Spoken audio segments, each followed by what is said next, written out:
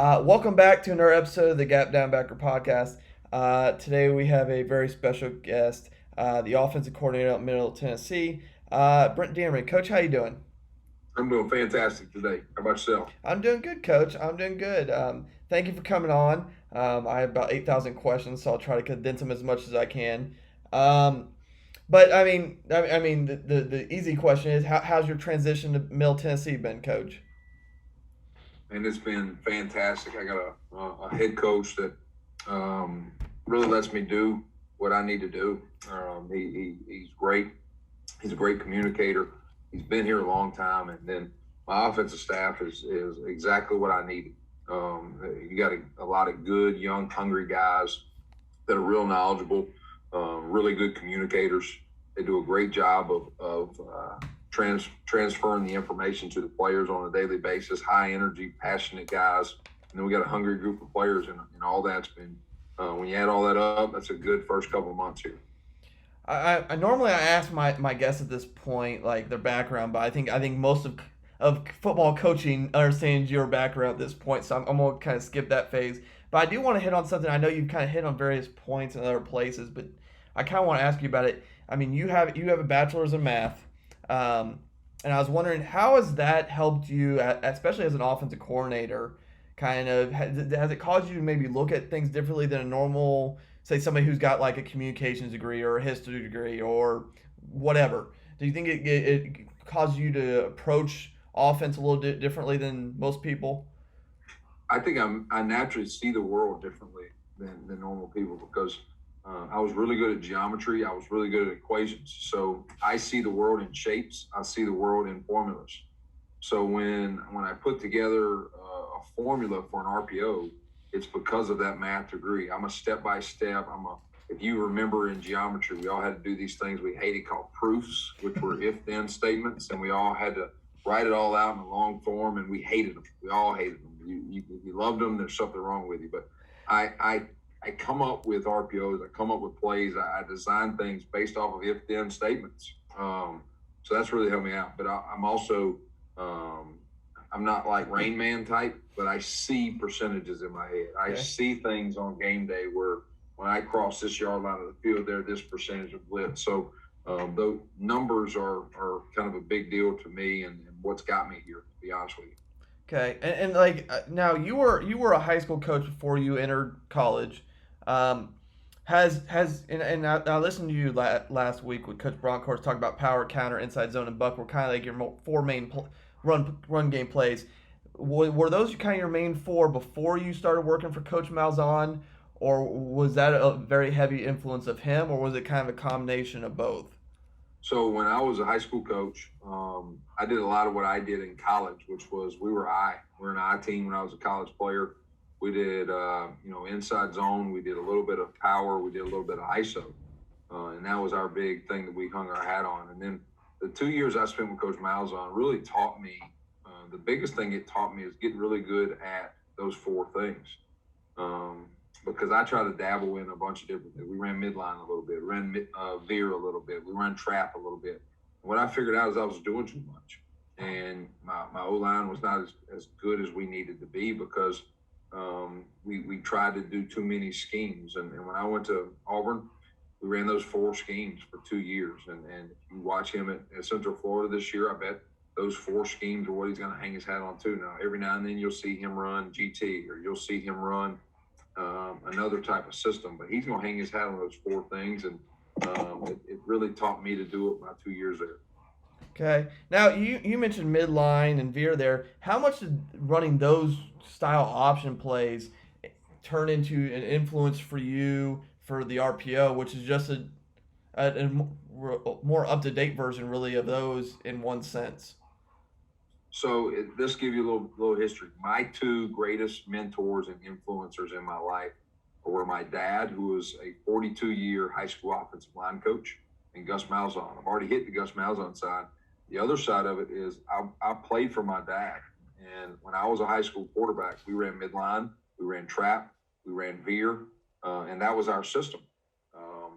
Unfortunately, I was not one of those 4'6", 40 guys playing in that offense. But I was reading somebody, And I've taken that exact same philosophy, and now we're reading somebody steal. We're just doing it out of the gun, and we're not reading defensive ends the entire game. We're reading three techs for the midline.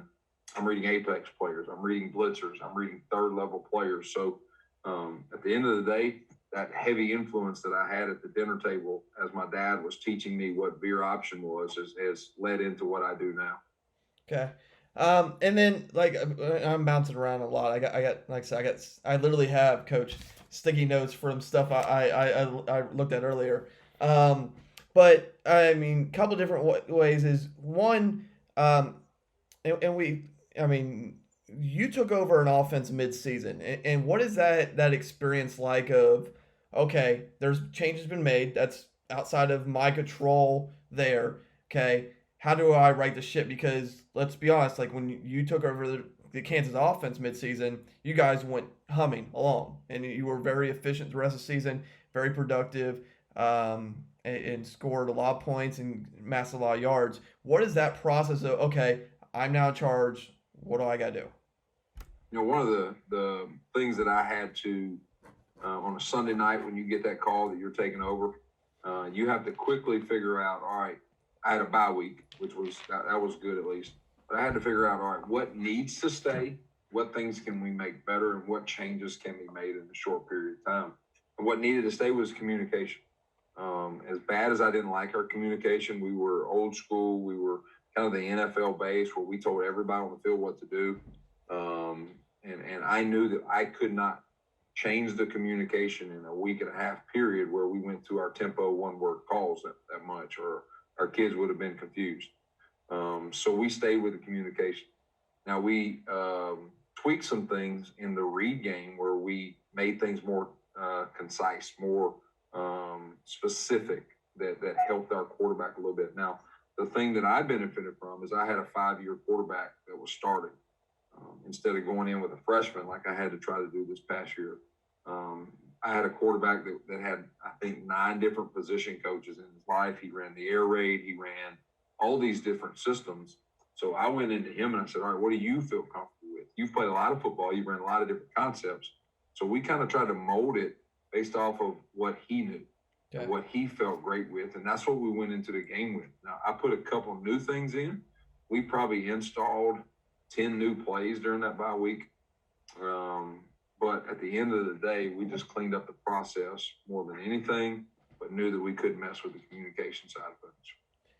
Now, same you, and then after that, you didn't really get a full off season because obviously we've had COVID, and that hampered a lot of people. Anybody that took a new job, that took, I mean, to where you want to put in your new system for a whole off season, you lost spring ball, and let's be honest, our practices were vastly altered for high school and colleges, and what we were able to do, and how much contact and meetings in Zoom. How much did that affect you going forwards, going into this year? Is okay, these are things I've found I can do better here. These are things I can teach better this way, or these things are okay.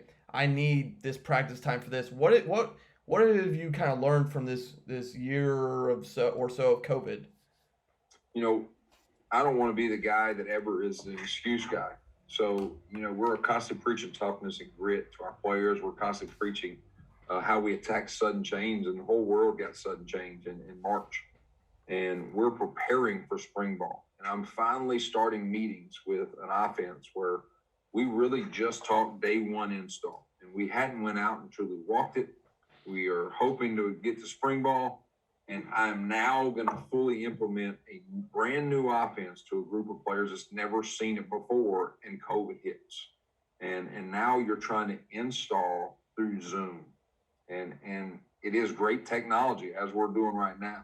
But the problem with Zoom is I don't get to look you eye to eye. The problem with Zoom is the in-person learning is so much different than the online learning. And then you're not getting physical reps. When you lose out on a whole spring ball, and we play a Coastal Carolina team game one that got an entire spring ball in. So they installed everything going into 3 years into a system. I'm trying to put a new system in. And then come to find out, the quarterback we recruited, the freshman quarterback we recruited is got a lot of talent. And we decide that we're going to keep him off the shelf game one, and our starter gets hurt. So then game two, we're throwing a 17-year-old that just arrived on the campus in a COVID offseason, where the first time I talked football with him was mid-July. And you learn quickly that you better slow things down as much as you can. You better figure out what your young kids can do. And that's probably something that I've got to continue to be better at, is instead of sticking to the system, I need to figure out what he can do. Yeah. And that's kind of a high school philosophy, is mold your system around the players you got. And then when you find out a couple games during the year that your starters got COVID and he knocked out this other kid, and you find out usually on a Thursday afternoon, you game plan for those kids. And I don't think we'll ever see another year quite like this past year. And it made us all better. It made our players a little bit tougher, made us a little bit tougher. But, man, it's been a crazy ride this last 12 months. Now I kind of want to get into kind of a couple other things, and some of this is piggybacking off of listening to you talk for your clinic the other day. And now, because you do a lot of good things, and I really loved your clinic with Coach Bronkhorst, which people who are listening to this, if they want to see that, that's on Bronkhorst's YouTube channel. It's a fantastic clinic. But from you incorporate pre and post snap reads into your RPO offense, and a lot of your pre-snap stuff is as you said in your clinic, you better marry it or don't throw it. And I love that statement. How did you come to that point, or what was the kind of genesis? Did you get a lot of that stuff from when you worked with Coach Malzahn? And then how, from an install point of view, how do you approach the pre-snap and the post-snap with your quarterbacks? So for me, Coach Malzahn was not a big RPO guy. He was a zone read guy that had bubble answers or spot screen answers. I am more of the pre and post snap guy, because when I took the Malzahn offense to Arkansas Tech and we completely sold out to the Malzahn system, what ended up happening is we saw those apex players get tighter and tighter and tighter. And from my time being with him, he would tighten his receivers down. Hey, if your guy you're blocking's tight, you need to get tighter. So what we kind of played with in the spring and in an off season, because I got blessed at Arkansas Tech with a kid that was a double major, one being engineering, and he is now in med school. And I had a rocket scientist basically playing quarterback for me. I was able to play around in the spring ball. And I said, you know what? Let's lock these receivers into this split. And if he can't block him, you fix it. And that's originally how we taught him. And then we just edited and just cleaned it up more and more through these last 4 years, where we said, all right, instead of teaching it that way, we're going to teach it as it's a D-gap field read. And if the D-gap player is too tight, you fix it. If not, I'm going to read the D-gap player in the boundary. So we didn't teach gaps that first year. I ended up doing some high school coaches came up, taught with us, and I happened to just use that word one time, the D-gap player. And it clicked in my head, wow, I like how that sounds. I like how we can teach that. And we fell into that. So over the last 4 years, we kind of fell into better coaching and fell into better coaching cues and language that we can kind of teach off of. Now, and you kind of mentioned your clinic, you show your quarterback the gaps, and that's how you initially teach it and kind of break into that. How do you then go on the field and consistently practice that? Is you have a quality control coach standing out there, okay, you read it, throw it, and combined with the receivers in practice? How from a on-the-field practice standpoint, how do you rep that consistently going before you get into the team aspect? So for me, if I need to do any Indy drills, my Indy drills are during special teams, because your quarterback should not be involved in special teams usually unless they're a holder, maybe for field goal. So the 15 minutes of special teams is my 15 minutes of drill work. During practice, Indy time, I'm throwing to somebody. I don't use my Indy time in practice to just kind of waste that opportunity to be throwing to somebody. So if we get 25 minutes of Indy, I'm gonna throw to the receivers for 10 to 15 of those. I'm gonna throw to the tight ends, fullbacks for 5 or 10 of those. I'm gonna throw to the running backs for the other 5 minutes of those. So my cues are constantly working drops, are constantly working the hip flips, they're constantly working the balls being thrown during those periods. Another great thing that you can do is go to your janitor, go to your principal and say, hey, I need 5 trash cans. And what we can do during our walkthrough times is I can go out early and put those 5 trash cans out there and say, all right, cues, anything inside these cans is the box. You're not worried about inside the box. So, and then I just move those QBs around. One of them is playing quarterback. The other ones are on the other side of the ball. And I say, all right, you move out and you come down. Who's the D-gap player? And yeah. He says it right now. Then I change the look and say, all right, who's now the D-gap player? So I can simulate the different coverages without having a full defense on the other side of the ball with just my 6 quarterbacks that I have in my room. Something that else is really good that I've started doing here recently is I will call a formation and call a play and tell one cue that he's the quarterback. Everybody else, you have to pick a receiver, you have to pick a tailback spot. And that forces those guys to know the exact routes, know the exact depths. So we'll just kind of jog through, and that kind of loosens us up before practice too, and say, all right, let's run this play. And I snap it, and I see them all moving, so they know where everybody's supposed to be on every single play. So those are 3 things that I would say that kind of separates us from most folks. Now, you mentioned indie drills, and it reminded me of a tweet you sent yesterday, and I think you know where I'm going to go with this. But I thought it was a very poignant but accurate tweet to especially, I mean, really to a point is you pretty much expressed your dislike for agile bags, or step overs in practice for quarterbacks. Do you want to kind of expand on that thought and like why you feel that way?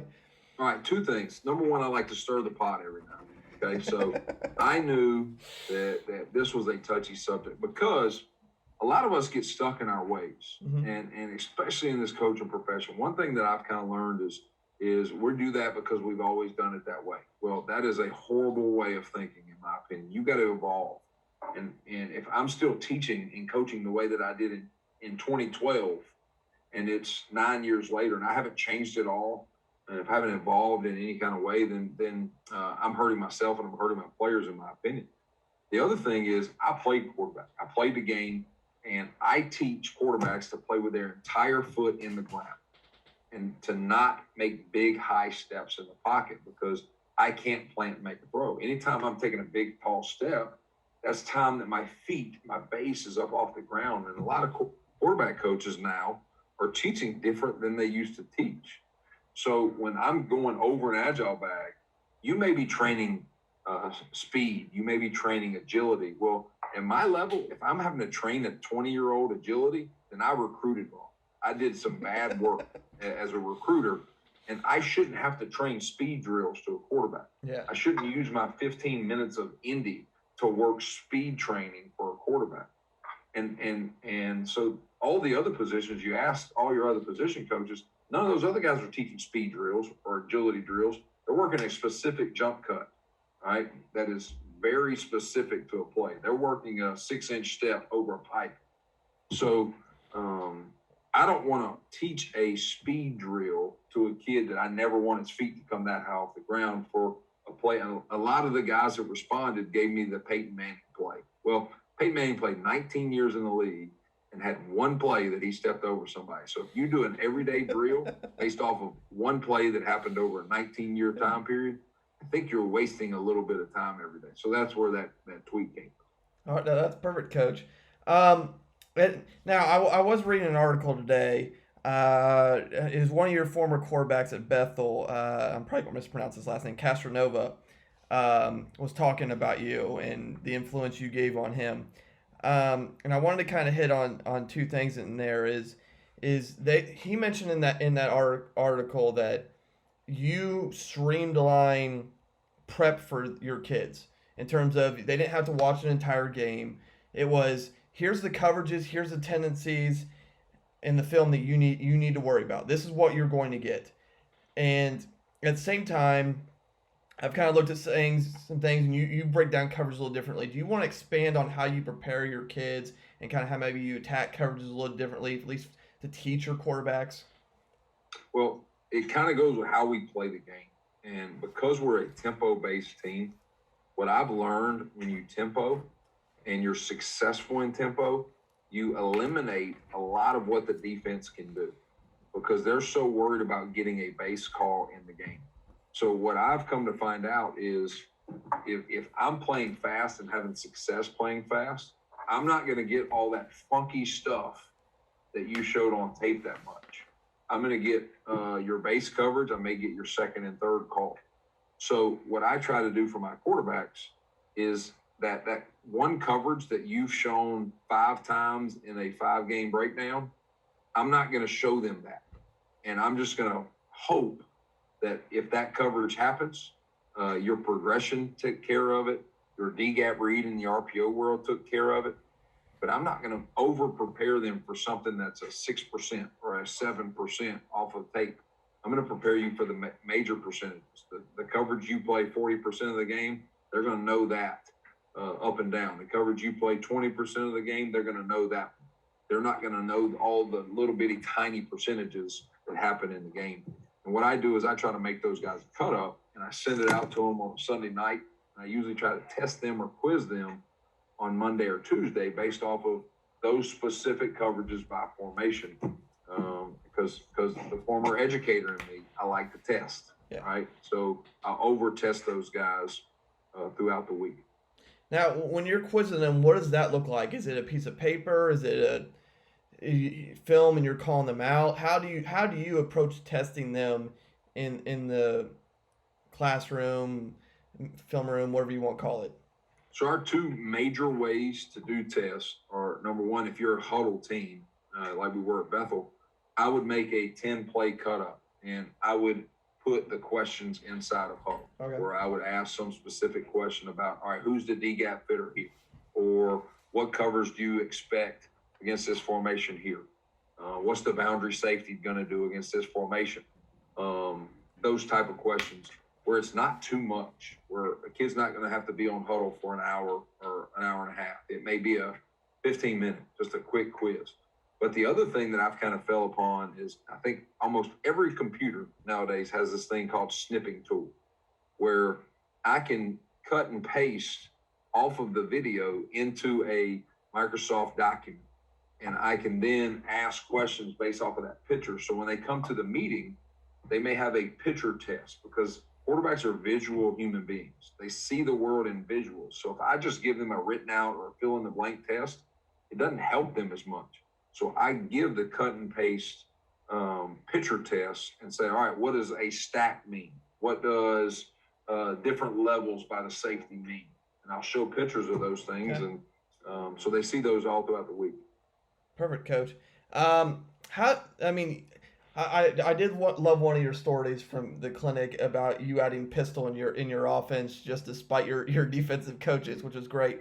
But I'm always curious about this, especially for guys who like to condense their verbiage, use a lot of one-word calls and high tempo. How do you recommend, especially high school coaches who want to add RPOs and tempo, and you still use formations, to add running back alignments into their systems? Is there an additional word, say like trips right, and then a number or letter? How do you think is the best way to condense verbiage so you can move your running back around? Because that's something I've seen a lot of coaches struggle with, and then calls get too long, or it kind of landlocks you in when you're trying to go tempo.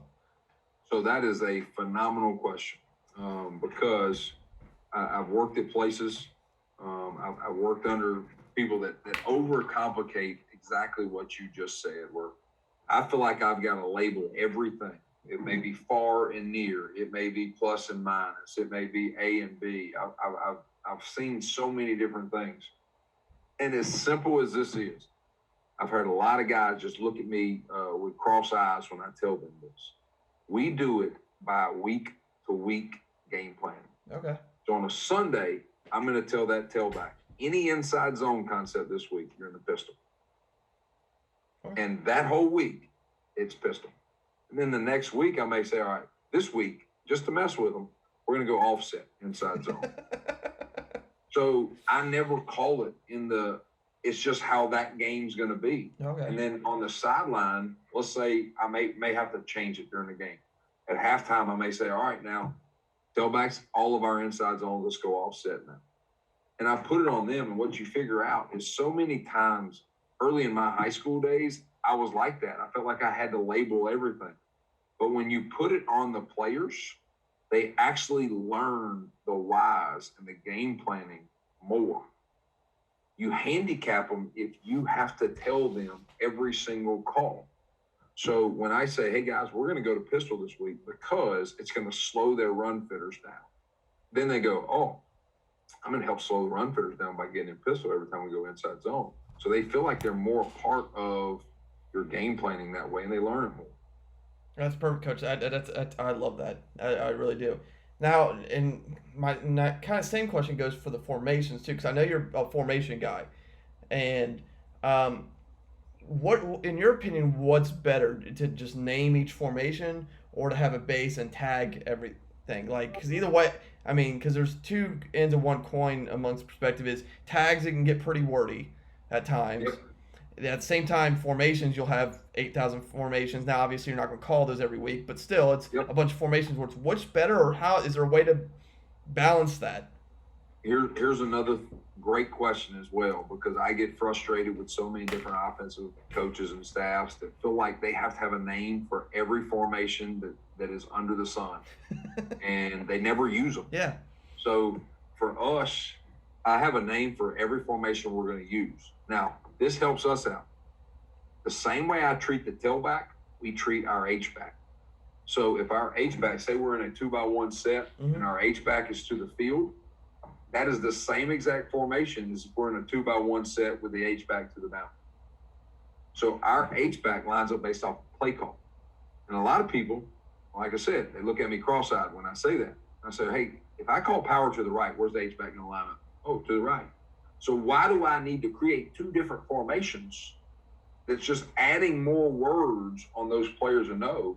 So for us, that may be deuce. Deuce means 2x1, and then the play call tells the fullback where to line up. The play call tells the tailback where to line up.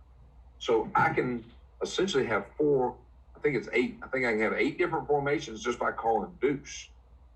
So we just tell our receivers where to go. So that helps eliminate so many different formations by doing that. Now, at the same time, we still have about 30 formations. We don't have 800 formations. Yeah. But we eliminate so many different formations by doing that with our fullback and tailback. That's perfect, Coach. Now, speaking of H-backs, fullbacks, whatever you want to call them, I have this conversation with, especially like defensive coordinators in my area, and one of my buddies is hardcore believer this, and I'm kind of with it. How can high school coaches use H and fullbacks better? Because it feels like high school they're just underused at our level. They're just glorified guards half the time. They're not moved around well. They're not involved in the passing game where you could easily hit RPOs or just short flat routes. How in your recommendation for somebody who wants to use an H-back better, where should they start? What should they look at? Where I would start is go to your wrestling team. And I would find one of your best wrestlers in your high school, because that guy's got to understand leverage with all that he's got to do for us. He's got to block out defensive ends. He's got to arc release or veer release defensive ends and block second level players between linebackers and safeties. But he's also got to have good enough hips that he can run routes. So my recommendation, the best one we've ever had in my system and for us was at Arkansas Tech. We had a guy that was a state champion-like wrestler. And when I got there, he was the third string linebacker. Because what a lot of high school coaches don't want to do is that kid is an alpha male type guy. So they're trying to play that guy at pulling guard, or they're trying to play him at Mike linebacker. Mm-hmm. And you don't have another one of them usually. So if you've got a defensive-oriented head coach, he's going to have a tough time letting that kid go to play H-back. He wants that guy playing Mike linebacker for him. So that's what's tough on us, is trying to recruit that guy. So we're going to go in a room tomorrow, actually, and watch H-backs all over the country. and no one uses them, just like you said. It's either a 180-pound guy that we go, all right, can this kid add enough weight to play H-back at our level? Or we're going to watch pulling guards. We're going to watch big tailbacks. We're going to watch Mike linebackers. So it's that difficult for us to find them as well because nobody uses them, just like you said. But that is the key to this offense. I'm going to be honest with you. Yeah. If we don't have a dominant H-back, our offense is not that good. Well, that's a conversation me and my head coach have had this offseason is finding – I'm like, we need to find a solid guy at that position. It's so underutilized, and they need to be able to do a lot of things. And to your point, we have one or two wrestlers that are probably going to compete for that spot because they're not big enough to play line for us, but they're competitive and they're going to scrap with people. Absolutely. Now, he's got to be a tough kid. He's got to be willing to hit somebody in the mouth. Exactly. Now, I kind of want to hit on a couple more things before we go, Coach. And first, you spent some time in the Big 12, so you've seen some of the 3 high safety stuff that has, I don't know, spread amongst college football and probably parts, not really the Midwest too much, high school football, unless you're talking really big schools, but still like Southern, especially Texas, you'll see it. What are your thoughts on it? How do you like to attack it? I know you can't give me the wheelhouse here, but do you think there's some natural weaknesses that maybe people don't realize? So we kind of pride ourselves on this in that first year at Kansas is we played against Iowa State. And one thing that I would recommend, if you're looking at the 3 high safety looks, go back and watch the 2019 Kansas versus Iowa State game. I think we hung 35 points that day on Iowa State and lost in a shootout that day. But in a short version of my opinion, you have to treat the middle safety as the Mike linebacker because that's what he is. And they do not – the defensive coaches in the world are losing it right now when they heard me say that to you because they've been hiding that information from us. That guy is the Mike linebacker. Yeah. They don't want to admit it. But if you do not count him in the box, you don't count him as a box player, he will have 17 tackles against you that night. And as soon as he gets a pass read, he's a free safety in the middle of the field. So that's the conflict. So any RPO, he's a Mike. Any play action, he's the Mike. Any straight drop back, he's the free safety.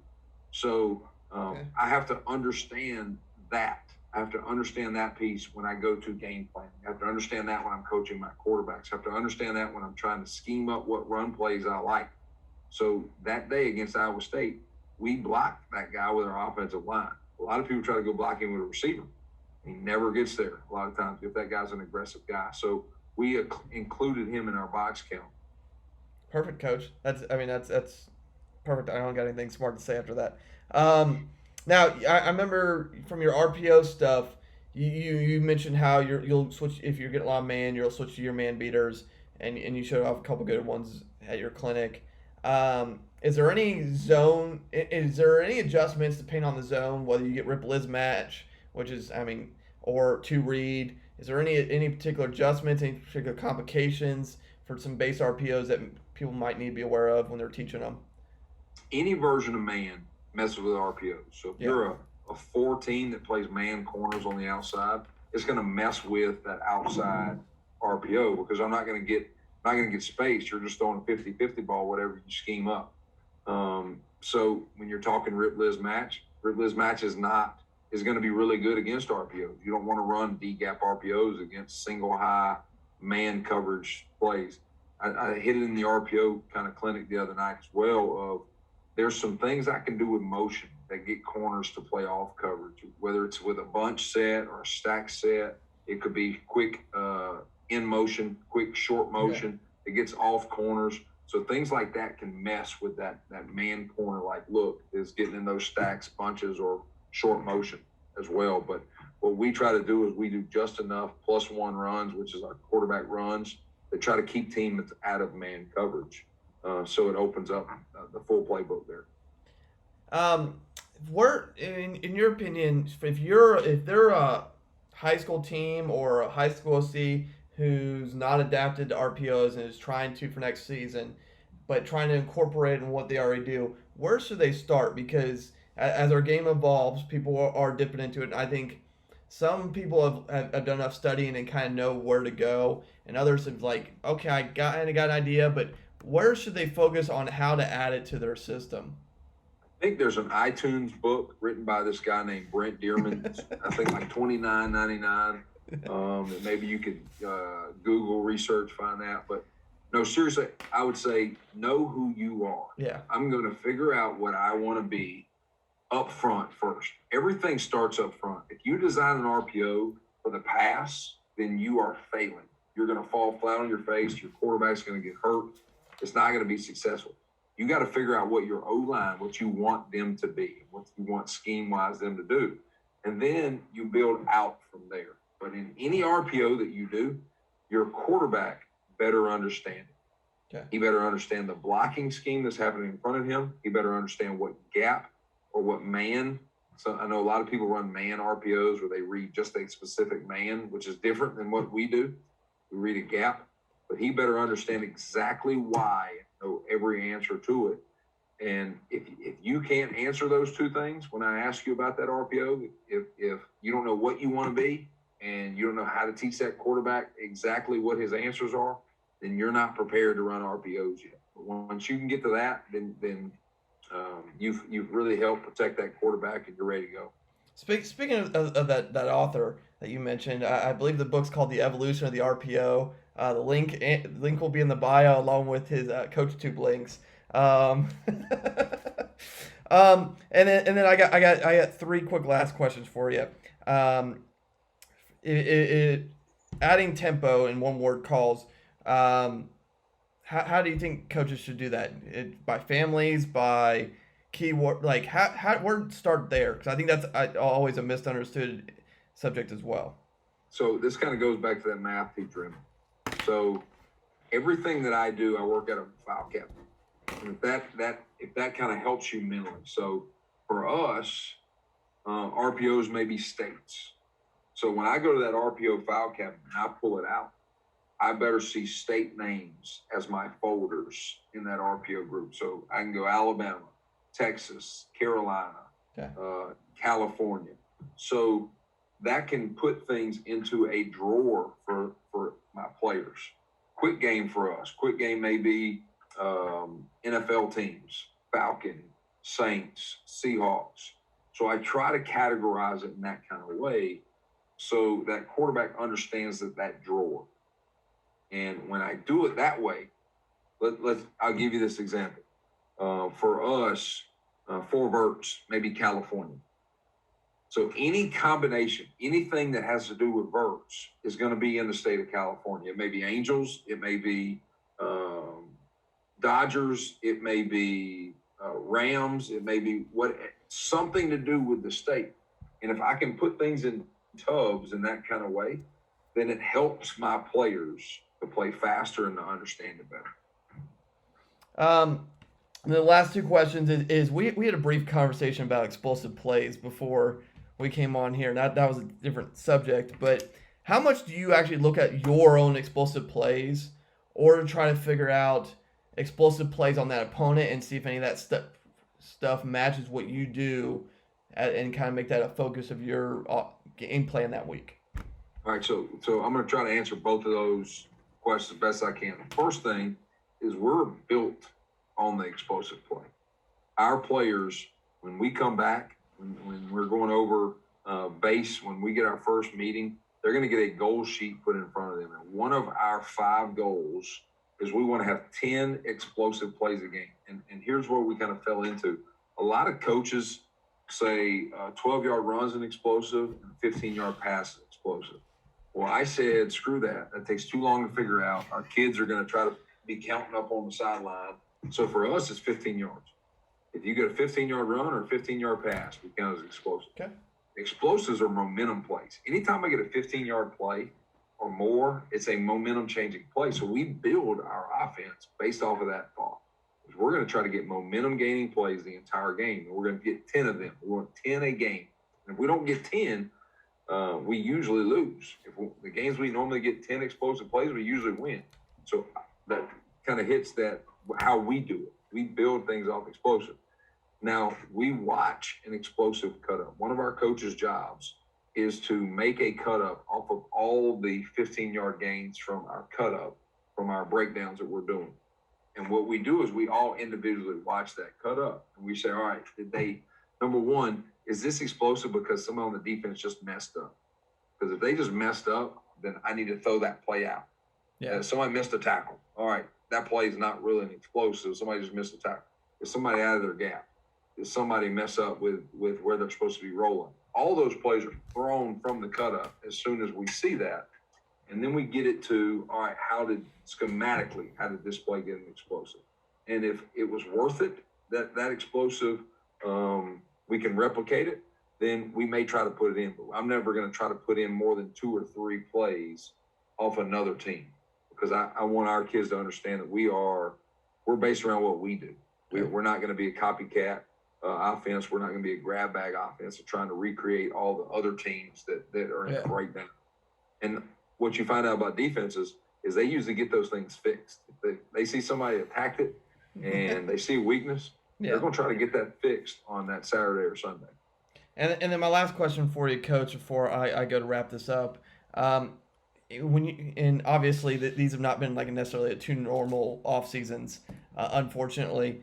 But when you're in your off season mode, what does that look like in terms of evaluating your offense, reaching out to people on maybe stuff for you to look at? Who do you reach out to? Obviously, you have a good relationship with Coach Malzahn and several other coaches around college football. But who are you reaching out to? What are you looking at? How do you self-evaluate on a normal year? I think you're kind of in 2 phases, and we're in phase 1, and we're starting a brand new offense. We're installing a first year of a scheme. If you're in the first year of putting in your system, you don't need to Zoom clinic with anybody.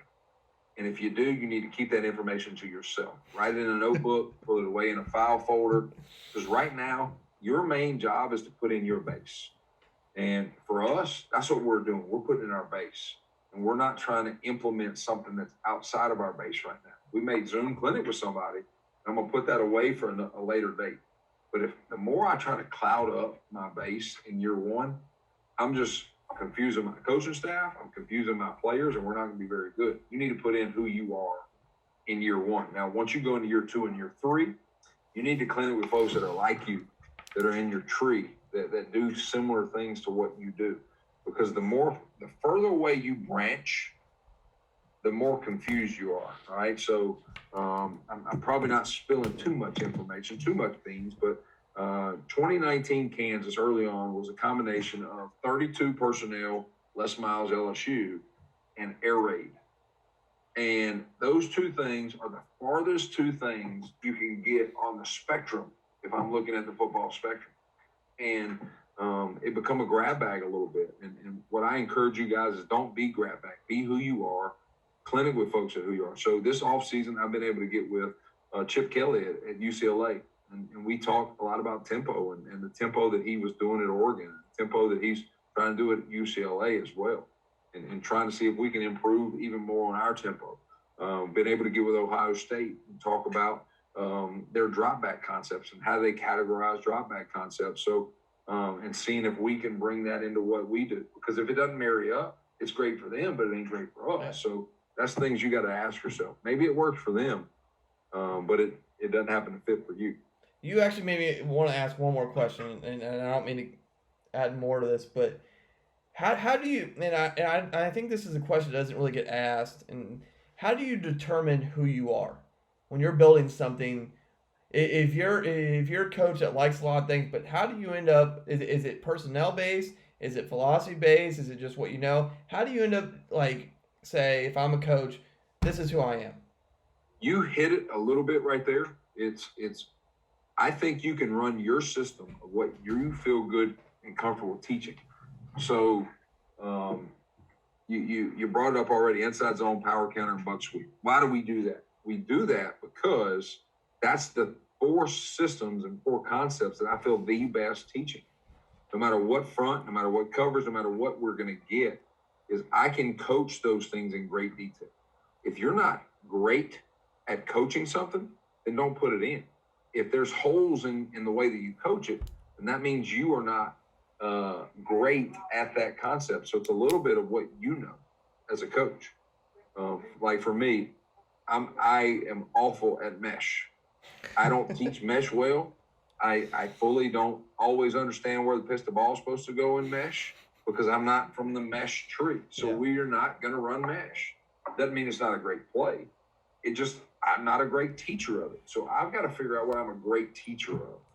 And then I can kind of mold my concepts based on my personnel. So if I've got a running quarterback, instead of running true inside zone, I'm going to run more zone read. I'm going to run more power read. So you can fit your players, can kind of fit into your system, but you can call it based off of your players as well. So it's a little bit of both. Coaches, as I've kind of already said, and as we joked about, coaches, not only will his Twitter, so give him a follow, will be in the bio, but a link to his book and to his Coach Tube stuff. I know he's got 2 Coach Tubes he's put out, and I think one with Lauren's First and Goal that a lot of that goes to charity down below. Make sure you check out our sponsors and affiliates below. Like, subscribe, and share this so coaches can hear more of Coach here. And then, as always, thank you everyone for your support. That was in our episode of the Gap Down Backer podcast.